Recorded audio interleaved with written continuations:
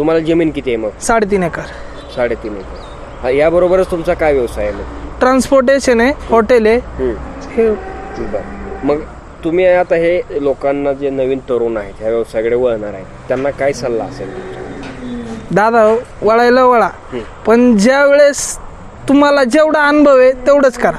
कारण तुम्हाला अनुभव कमी आहे, लाख रुपयाची गाय घेणार तुम्ही, पण त्या गायीत काय कमी आहे तुम्हाला हे कळलं पाहिजे. त्या गायीला कशानं काय होतं हे पण कळलं पाहिजे. तुम्ही गाय घेताना मी तर सांगतो पहिल्यांदा कालवडी चूज करा.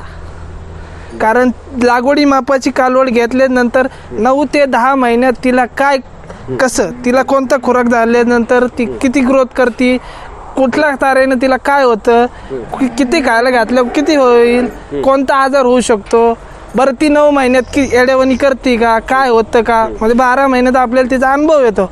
तसं लाख रुपयाची गाय घेऊन इन्व्हेस्टमेंट करून जे आहे का ते अनुभव नाहीत.